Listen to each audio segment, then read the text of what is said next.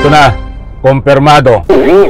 Inilabas na ang arrest warrant para arestuhin itong mga sangkot sa flood scandal ghost project. Nako po, ay marami-rami ho itong magsasama sa kulungan. Alright, welcome back to my YouTube channel. I'm Andy's Vlog. Mga kaibigan, kumpirmado. Mainit-init pa. Kahapon ho, lumabas ang arrest warrant laban ho dito sa mga magnanakaw ng pera ng taong bayan na pinadaan sa flood ghost scandal. Nako ho. Mismo, ang nagkumpirma ay ating mahal na Pangulo, Bongbong Marcos, at inutos ng ating mahal na Pangulo na lalong sa madaling panahon ay arestuhin at ikulong sa Riyas na bakal itong mga kasama na pangalan sa inilabas na arrest warrant. Like muna sa video na ito kung nagustuhan nyo po.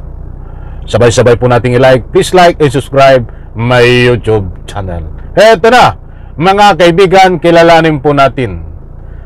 Ito ay ang nasasado at ayon sa kumpirmasyon ng ating Pangulo ay marami-rami ho ito. Sino-sino ang mga kasama ho dito? Ay sandali bago tayo magpatuloy. Gusto ko munang kunin ang inyong panig. Kayo po ba ay pabor dito sa inilabas na arrest warrant laban ho sa mga magnanakaw ng pera ng taong bayan na ikulong? Sa comment section po in reaction, inanyayahan ko kayong magbigay ng anumang public opinion. Yung kulungan ay ipinakita naman sa atin na tapos na. Kulang lang ho ay ikukulong. But simula ho kagabi, sabihin natin ngayon ay magpapatupad ho ng arrest warrant. Wala pa tayong balita ho kung may nahuli na o may hinuhuli na. Basta kahapon simula nang kumpirmahin ng ating Pangulo na inilabas ng arrest warrant ay biglang inutos niya sa lalong madaling panahon ay arestuhin at ikulong itong mga ito. Ang tanong, sino-sino ito, mga kaibigan? Kapit, mga mahal kong taga-subaybay, ito ho, ipapakilala ko sa inyo ang unang batch na nilabasan ng arrest warrant, ang unang batch na ikukulong sa Riyas na bakal. Pakinggan po natin ang ating mahal na Pangulo. Ito po ang kanyang kumpirmasyon. Magandang araw po sa inyo lahat.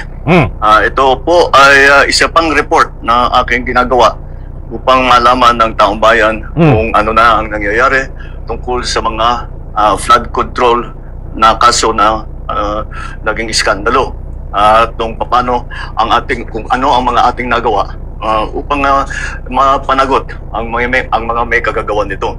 Kaya maliwanag po mga kaibigan upang mapanagot ang may kagagawan. Kapito, at ito ang mas matindi pa, kumpirmasyon na inutos niya na arestuhin na at ikulong. Sino-sino ito, mga kaibigan? Ito po.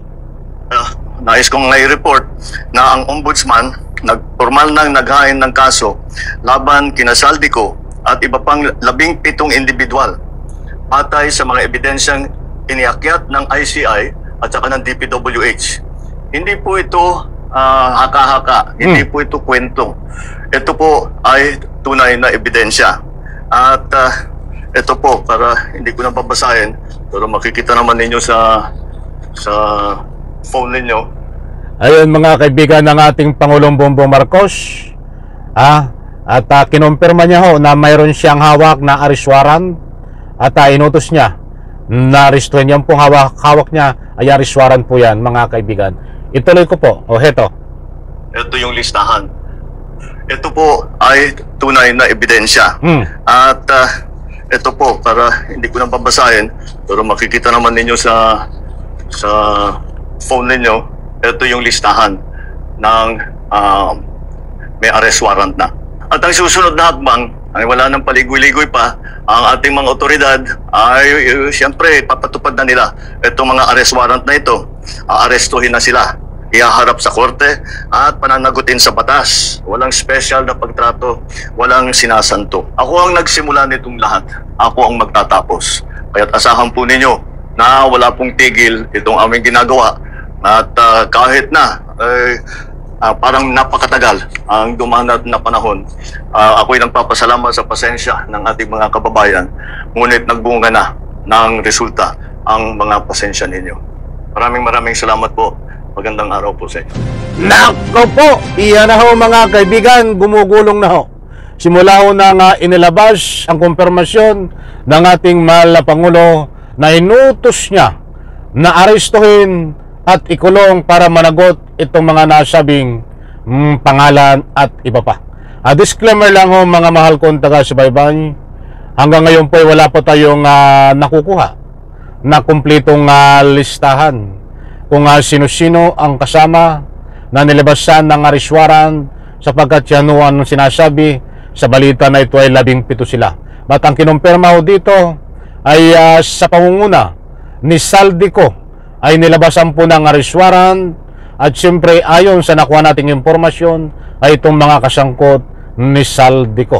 O kumpirmado mga kaibigan, binanggit ng ating mahal na Pangulo na inutos na sa lalong madaling panahon ay arestuhin si Saldico, makipag-ugnayan sa mga kinaukulan at siyempre ang kanyang mga kasangkot na hindi pinangalanan. So makatuwid dito ay unang batch mga mahal kong taga-subaybay, itong si Saldico at iba pa niyang mga kasangkot na nilabasan ng arrest warrant upang arestuhin na pinag-utos ng ating mahal na Pangulo sa lalong madaling panahon ay ikulong. So kaabang-abang ho dito, sabi nga ng ating Pangulo, ito ay hindi haka-haka at mayroon pong pinaghahawakan na ebidensya.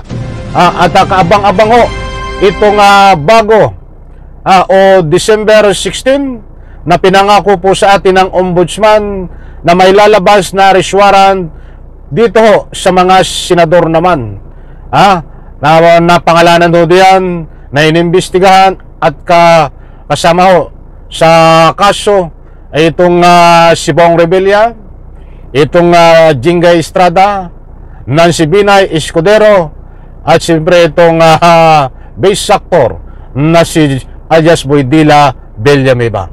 Abangan po natin dahil kabang-abang ho ito, dahil meron na po tayong prueba, meron na tayong ultimatum na talagang gumugulong ang ika nga po investigasyon ngayon tungkol dito sa mga mandarambong magnanakaw ng pera ng taong bayan na yan ho, ay unang-unang nilabasan ng arrest warrant ay itong si Saldico at iba pang mga kasangkot, mga kaibigan, na sa lalong madaling panahon ay dapat ikulong sa Riyas na bakal ayon sa utos ng ating mahal na Pangulo. At siyempre ito muli kong inuulit, kabang-abang itong bago lumipas sa December, at siyempre December 15 or 16 ba ang binigay na ultimatum ng ating ombudsman na lalabasan ng arrest warrant ang nasabing mga senador. Nako, sama-sama ho sila sa kulungan mga kaibigan. So eto ho ang mainit na latest update. Abangan po natin ito dahil anytime mayroon pong ipapasok unang-una sa kulungan na bagong-bagong kulungan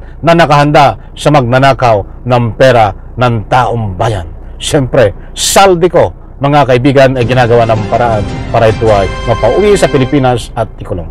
Hindi po natutulog ang gobyerno, managot po sila at deserve nila. In reaction sa comment section ni Naniyan, ko po kayong magbigay ng anumang public opinion. Sa like ko sa video na ito. Bye-bye. Palapag.